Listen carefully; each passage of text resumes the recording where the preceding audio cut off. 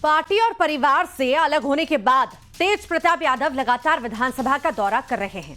महुआ विधानसभा seat से चुनाव लड़ने की घोषणा भी कर चुके हैं।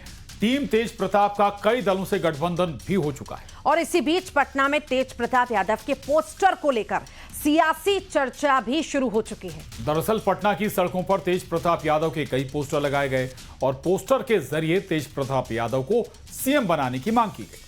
लालू प्रसाद यादव से इसकी घोषणा करने की भी मांग की गई है।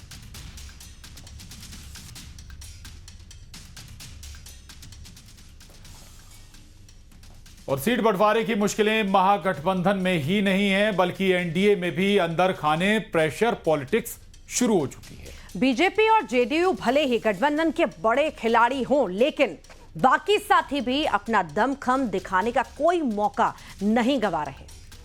कहीं रैलियां तो कहीं बैठकों के जरिए अपनी अपनी ताकत का एहसास कराने की कोशिश है।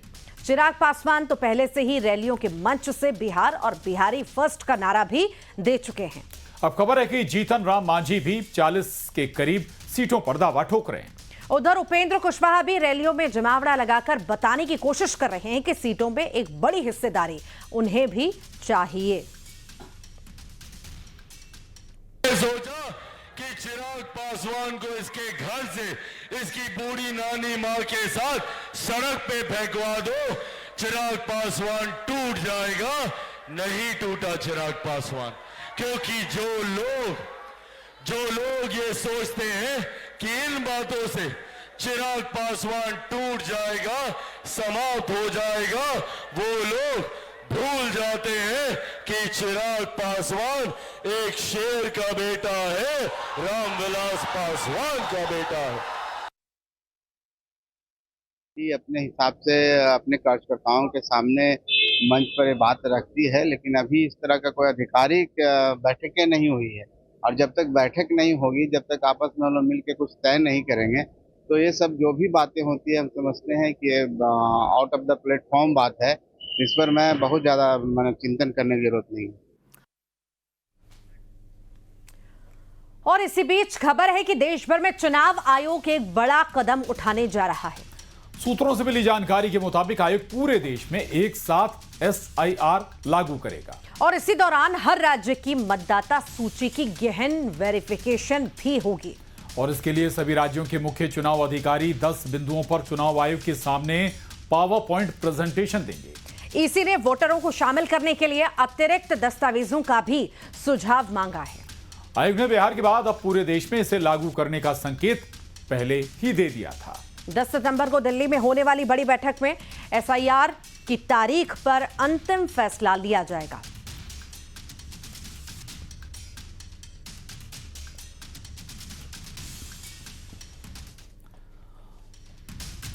तो वहीं दूसरी ओर चुनाव आयोग के एसआईआर पर आरएसएस का भी बयान सामने आया है। आरएसएस ने भी देश भर में एसआईआर कराने का समर्थन किया है। आरएसएस का कहना है कि निष्पक्ष चुनाव के लिए एसआईआर जैसा कदम जरूरी है।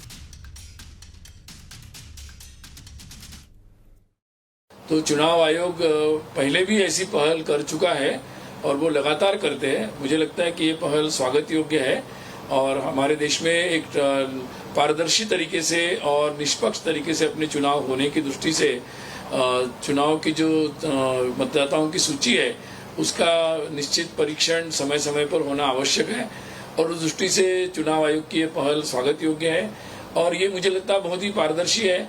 इसके संदर्भ में जिनकी भी कोई कंप्लेंट हो या कोई किसी का नाम हट गया हो तो उसके लिए भी पूरी एक व्यवस्था है उसमें और बहुत सारे लीगल चुनाव आयोग के सारे तंत्र उपलब्ध है, लीगल मार्ग भी उपलब्ध है।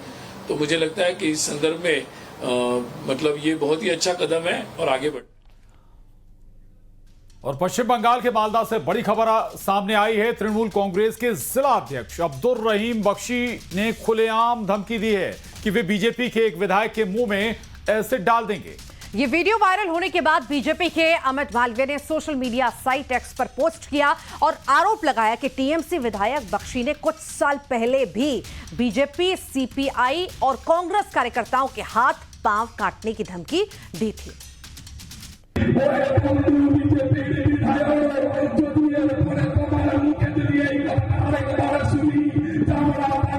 बांग्लादेश